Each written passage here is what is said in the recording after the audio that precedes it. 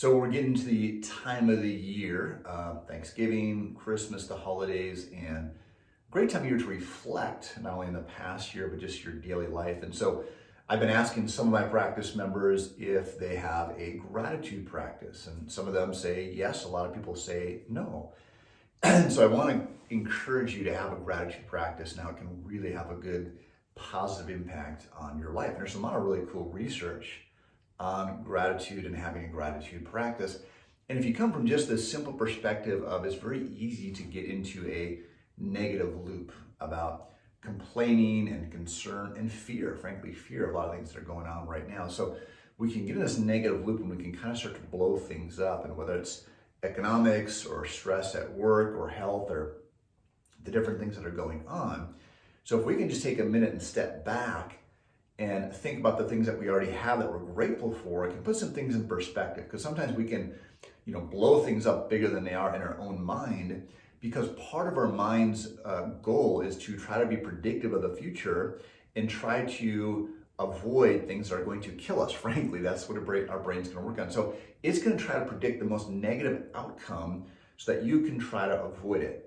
Now, there are some advantages of that, but in today's modern environment, there's a lot of things that we really don't have to worry about. So if we can put some of those things in perspective, it can really make a big difference. So for example, I was recently listening to a speaker and he was talking about his Vietnam experience. And it was horrible. Horrible what he had to go through.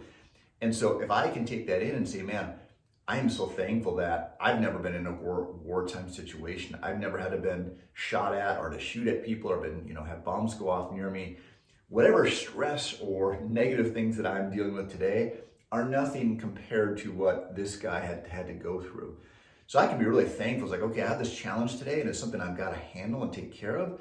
And it's not fun, but it's nothing compared to what he went through. So it can be a good thing to really put things in perspective. So there's something called the contrast principle, and you can use this a couple different ways, and it can go a couple different ways. So one thing, the contrast principle is, let's say you build a beautiful house, and you're really proud of your house, and you have your friends over, and you show them your house, and then a week or two later, another friend has a party, and you go to their house, and they've got a bigger house, a nicer house, and a more beautiful house, and the house that you have that you were proud of the day before, now you're not so proud of because you're comparing it or contrasting it to this person's house. Now, the positive effect of that is that it can help us strive to get more things, whether it's financially or in our health or becoming a better parent. If you see somebody you think is doing a better job with their kids, you can learn from that person. So there can be some positive aspects depending on how you use it.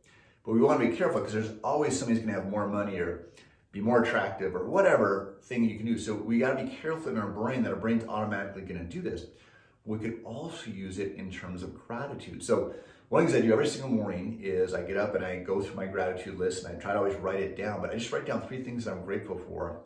And one of those things is something just very simple like water. So we take running water for granted, but if you wake up in the morning, and this is where you can use the contrast principle, and you didn't have water, you couldn't make your coffee, you couldn't make oatmeal, you couldn't wash your hands, which seems like a really simple thing until you don't have water, and then you realize, oh man, my hands are dirty and I can't wash them. That's a big deal.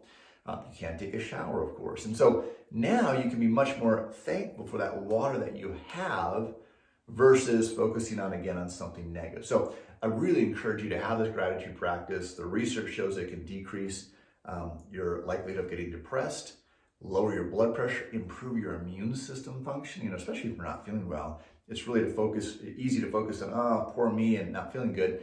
But again, you can have that gratitude. It's going to help boost your immune response. So I really encourage you to make this a practice, not just something you do in times when you're really feeling down.